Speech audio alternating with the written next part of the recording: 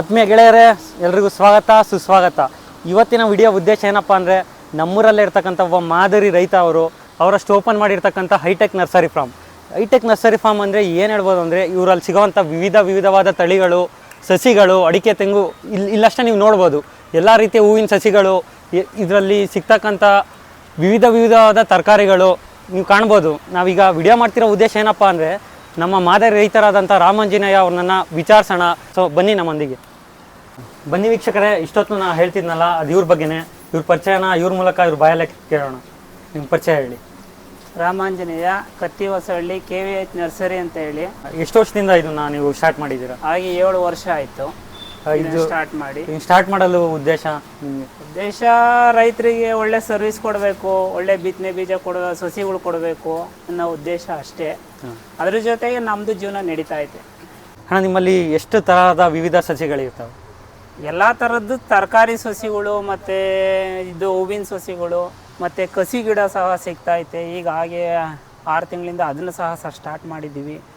ಬದನೆ ಗಿಡದಕ್ಕೆ, ಕಾಡು ಗಿಡದಕ್ಕೆ ಹೈಬ್ರಿಡ್ ಸಸಿಗಳನ್ನ ಒಂದು ಕಸಿ ಸಹ ಮಾಡಿಕೊಡ್ತೀವಿ. ಎಲ್ಲ ಥರದ್ದು ಕಸಿನೂ ನಮ್ಮ ಹತ್ರ ಸಿಗುತ್ತೆ. ಮತ್ತು ಸೇವಂತಿಗೆ, ಚೆಂಡು ಹೂವು, ಮ್ಯಾರಿಗೋಲ್ಡು ಹೂವುಗಳು ಅದು ಸಹ ಸಿಗುತ್ತೆ.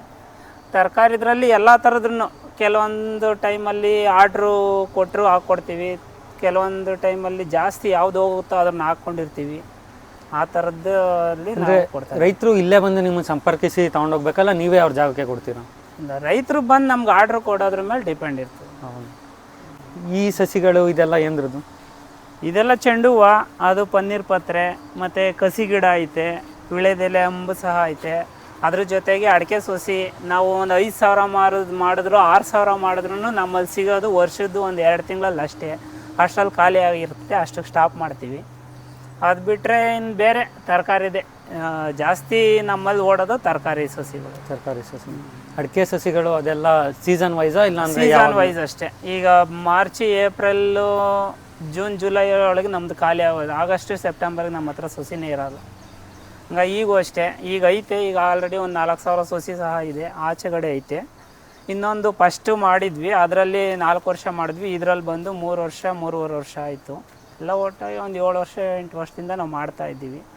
ಎಲ್ಲ ಪರವಾಗಿಲ್ಲ. ಆಗ ನಮ್ಮ ರೈತರಿಗೆ ಏನು ಬೇಕೋ ಅದನ್ನು ಅಚ್ಚುಕಟ್ಟಾಗಿ ಚೆನ್ನಾಗಿರೋ ಸಸಿ ಕೊಡಬೇಕು ಅನ್ನೋ ನಮ್ಮ ಉದ್ದೇಶ ಆಗೈತೆ. ಅದ್ರ ಜೊತೆ ರೈತರಿಗೆ ಯಾವ ರೀತಿ ಕೆಲವೊಂದು ಸಪೋರ್ಟ್ ಸಹ ಮಾಡೋದಿರ್ತೈತೆ. ಈಗ ಯಾವುದೇ ರೀತಿ ಕಂಪ್ನಿಗಳಲ್ಲಿ ಯಾವುದಾದ್ರೂ ಬೀಜಗಳು ಬೇಕಾದರೆ ಅದನ್ನು ಉತ್ತಮವಾದದ್ದನ್ನು ಅದರಲ್ಲಿ ಸೆಲೆಕ್ಟ್ ಮಾಡಿ ಸಹ ಕೊಡೋದು ಸಹ ಇರ್ತೈತೆ. ಈ ಸಸಿ ಬಗ್ಗೆ ನಮ್ಗೆ ತಿಳಿಸ್ಕೊಡಿ. ಇದು ಆರೆಂಜ್ ಅಂತ, ಇದು ಟೆನ್ನಿಸ್ ಆರೆಂಜು. ಇದು ಮಾರ್ಕೆಟಲ್ಲಿ ತುಂಬ ಚೆನ್ನಾಗಿ ಫಾಸ್ಟ್ ಮೂವಿಂಗ್ ಐತೆ. ಇದೆಲ್ಲ ಬೂದ್ಗುಂಬಳ, ಎಲ್ಲ ಥರದ್ದು ಇರ್ತೈತೆ. ನೋಕೋಲು, ತಿರ್ಗಾ ಮತ್ತು ಇದೆಲ್ಲ ಸೀಡ್ಸು, ಟೊಮಾಟೊ, ಯೋಗಿ, ಉತ್ತಮವಾದ ಒಂದು ಮಳೆಗಾಲದಲ್ಲಿ ಹಾಕೋಂಥ ಒಂದು ಸಸಿ ಅದು ಯೋಗಿ ಅನ್ನೋದು.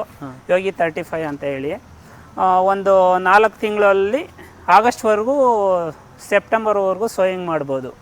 ಅದು ಮಳೆಗಾಲಕ್ಕೆ ತುಂಬ ಚೆನ್ನಾಗಿ ತಡಿತೈತೆ ಅಂತ. ಅಂದರೆ ಸೀಸನ್ ವೈಸಲ್ಲಿ ಸಸಿಗಳ್ನ ನಾವು ಹಾಕ್ಕೊಡ್ತೀವಿ. ಒಂದೊಂದು ಸೀಸನ್ಗೂ ಒಂದೊಂದು ಥರ. ಚಳಿಗಾಲಕ್ಕೆ ಬೇರೆ, ಮಳೆಗಾಲಕ್ಕೆ ಬೇರೆ, ತಿರ್ಗಾ ಬೇಸಿಗೆಗೆ ಬೇರೆ, ಪ್ರತಿಯೊಂದು ಸೀಸನ್ಗೂ ಒಂದೊಂದು ಥರ ಇರ್ತೈತೆ. ಇದು ಇದು ಆರ್ಡ್ರಿರೋದು. ಇದೆಲ್ಲ ಇಂಡೆಂಟ್ ಆಗ್ಬಿಟ್ಟಿರ್ತೈತೆ ಆಲ್ರೆಡಿ. ಬದನೆ ಗಿಡ, ಅಂಕೂರು, VNR, ಯಾವ್ಯಾವ್ದು ಸೂಕ್ತ, ಮಾರ್ಕೆಟ್ಗೆ ಏನು ಸೂಕ್ತ ಅನ್ನೋದ್ರ ಮಾತ್ರ ಹಾಕ್ತೀವಿ ಅಷ್ಟೇ. ಇದು ಮ್ಯಾರಿಗೋಲ್ಡನ್ನೇ. ಇದು ಚೆಂಡು ಹೂವು, ಸಿರಿ ಅಂತ ಹೇಳಿ ಮಾರ್ಕೆಟಲ್ಲಿ ಜಾಸ್ತಿ ಇದೆ, ಓಡ್ತಾ ಇರೋದು. ಅದು ಬಿಟ್ಟರೆ ಕೋಸು, ಎಲ್ಲ ಥರದ್ದು ಸಿಗ್ತೈತೆ. ಎಲ್ಲ ಇದು ಜೈಹೋ, ಆಲ್ ಸೀಸನ್ನು, ಎಲ್ಲ ಟೈಮಲ್ಲೂ ಸಹ ಇದನ್ನ ಹಾಕ್ಬೋದು. ಇದ್ರ ವಿಶೇಷತೆ ಏನು? ಇದು ಗಿಡ ಚೆನ್ನಾಗಿ ಬಲಿಷ್ಠವಾಗಿರ್ತೈತೆ, ರೋಗಕ್ಕೆ ಸ್ವಲ್ಪ ತಡಿತೈತೆ. ಹಂಗಾಗಿ ಇದನ್ನ ಜಾಸ್ತಿ ರೈತರು ಇಷ್ಟಪಡ್ತಾರೆ. ಒಂದ್ಸತಿ ಹಾಕಿದವರು ತಿರ್ಗಾ ಮತ್ತೆ ಹಾಕಕ್ಕೆ ಇದು ಮಾಡ್ತಾರೆ. ಎಲ್ಲ ಉತ್ತಮವಾದ ಸಸಿಗಳು ಕೊಡ್ತೀವಿ. ಯಾರು ಬೇಕಾದ್ರೂ ನಮ್ಮನ್ನ. ಇದು ಗೊಬ್ಬರದ ಗಿಡ ಅಂತ ಹೇಳಿ, ಇದರಲ್ಲಿ ನಮ್ಮ ರೈತರುಗಳಿಗೆ ತುಂಬಾ ಗೊತ್ತಿಲ್ಲ. ಅದು ಇದು ಸುತ್ತು ಫೆನ್ಸಿಲಿಂಗ್ ತರ ಹಾಕ್ತಾರೆ. ಇದರಲ್ಲಿ ಯೂರಿಯಾ ಪೊಟ್ಯಾಶ್ ಅನ್ನೋದು ತುಂಬಾ ಹೇರಳವಾಗಿರ್ತೈತೆ. ಇದನ್ನ ರಾಸಾಯನಿಕ ಗೊಬ್ಬರಕ್ಕಿಂತ ಇದು ಬೆಸ್ಟ್ ಅಂತ ಅಂದ್ರೆ ಇದನ್ನ ಕತ್ಸ್ಬಿಟ್ಟು ಅಡಿಕೆ ಗಿಡಗಳಿಗೆ ಜಾಸ್ತಿ ಯೂಸ್ ಮಾಡ್ತಾರೆ, ಒಳಗಳಿಗೆಲ್ಲ ಆಗೋದಿಲ್ಲ. ಇದು ರಾಸಾಯನಿಕ ಮುಕ್ತ ಮಾಡಬೇಕು ಅಂತಾರೆ. ಈ ಥರದ್ದು ಹಳೆ ಕಾಲದಿಂದನೂ ಮಾಡ್ಕೊಂಬಂದವ್ರೆ, ನಮ್ಮ ರೈತರುಗಳಿಗೆ ಗೊತ್ತಿಲ್ಲ. ಇದನ್ನ ಈಗ ಫ್ಯಾಷನ್ ಆಗಿ ತಗೊಂಡ್ಬಿಟ್ಟವ್ರೆ. ಇದೇ ಒಂದು ಫ್ಯಾಷನ್ ಆಗ್ಬಿಟ್ಟೈತಿ. ಇದು ಗೊಬ್ಬರದ ಗಿಡ ಅಂತೀವಿ, ಲೈಸಿರಿಯಾ ಅಂತೀವಿ ನಾವು ಇದನ್ನ ಇಂಗ್ಲೀಷಲ್ಲಿ. ಕನ್ನಡದಲ್ಲಿ ಗೊಬ್ಬರದ ಗಿಡ ಅಂತೀವಿ. ಕೆಮಿಕಲ್ ಗೊಬ್ಬರ ಹಾಕೋಬಾರ್ದು, ಇದನ್ನ ನ್ಯಾಚುರಲ್. ಮತ್ತೆ ಇದೆಲ್ಲ ಕಾಡು ಗಿಡ. ಇದು ಒಂದು ಬಂದು 2 ರೂಪಾಯಿ ಬೀಳ್ತೈತೆ ಒಂದು ಸೀಡ್ ಬಂದು. ಇದಕ್ಕೆ ನಾವು ಕಸಿ ಮಾಡೋದು. ಇದ್ರ ಬಗ್ಗೆ ಇದೆಲ್ಲ ಕೋಸು, ಇದೆಲ್ಲ ಎಲ್ಲ ನ್ಯಾಚುರಲ್ ಆಗಿ ಎಲ್ಲರಿಗೂ ರೈತರಿಗೆಲ್ಲ ಗೊತ್ತಿರೋ ಅಂತ ವಿಚಾರನೇ. ಗೊತ್ತಿಲ್ದಿರೋದ್ರ ಬಗ್ಗೆ ನಾವು ತಿಳಿಸ್ಕೊಡೋದು ಉತ್ತಮ. ಮತ್ತೆ ಇಷ್ಟೊಂದು ಎಲೆಗಳು ಹಾಕಿದಿರಲ್ಲ, ಏನಿದ್ರ ವಿಶೇಷತೆ? ಅದು ನಮ್ದು ಒಂದು ಕಸಬು ಅದು. ಅದಕ್ಕೋಸ್ಕರ ನೋಡೋಣ ಅಂತ ಮಾಡಿದೆ. ತುಂಬಾ ಚೆನ್ನಾಗಿ ಬರ್ತಾ ಐತೆ.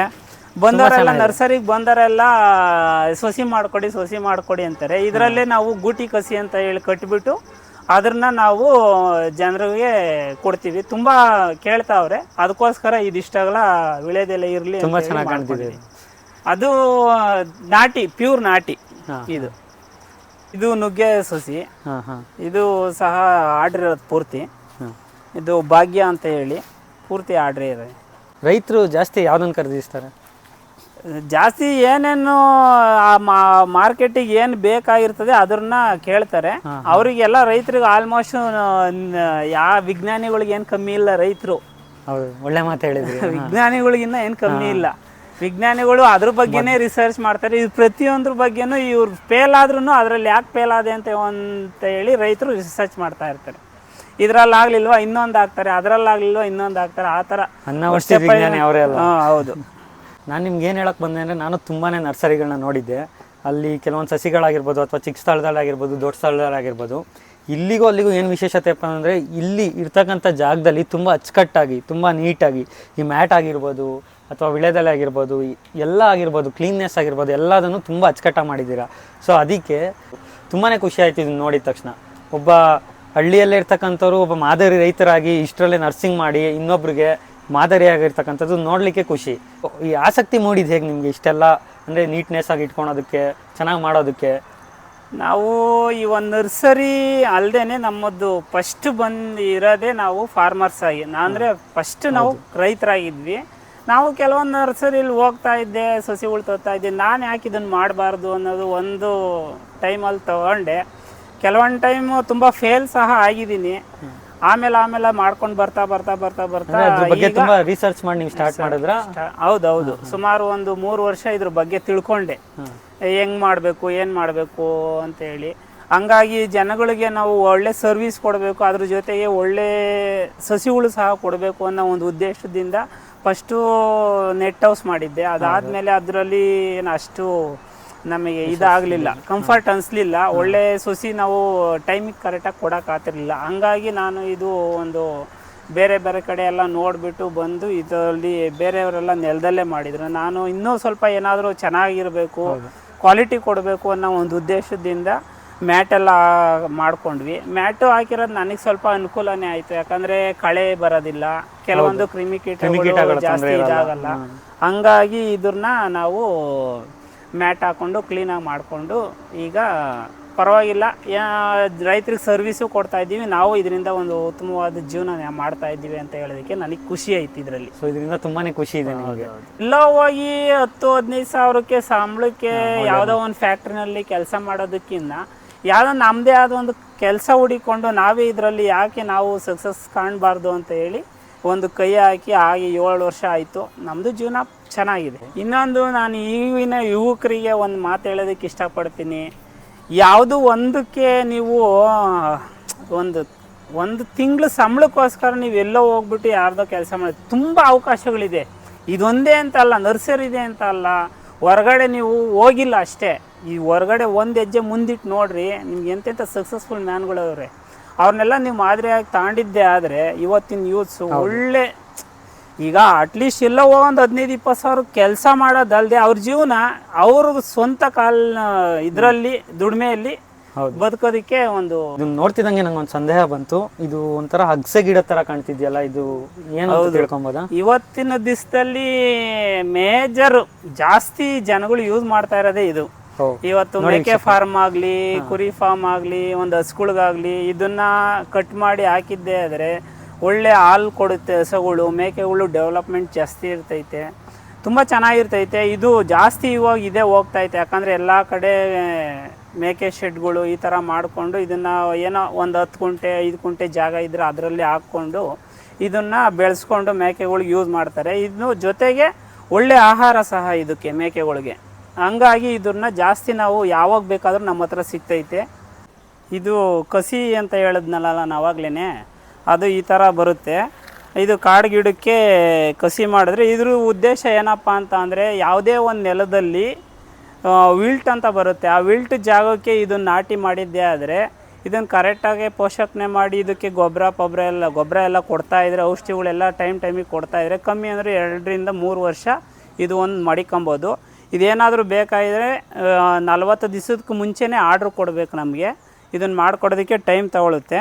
ಹಂಗಾಗಿ ನೀವು ಕಸಿ ಗಿಡ ಯಾವುದೇ ಟೈಮ್ನಲ್ಲಿ ಬೇಕು ಅಂದರೆ ನಮಗೆ ಕಾಂಟ್ಯಾಕ್ಟ್ ಮಾಡಿ ನಾವು ಇದನ್ನು ಮಾಡಿಕೊಡ್ತೀವಿ.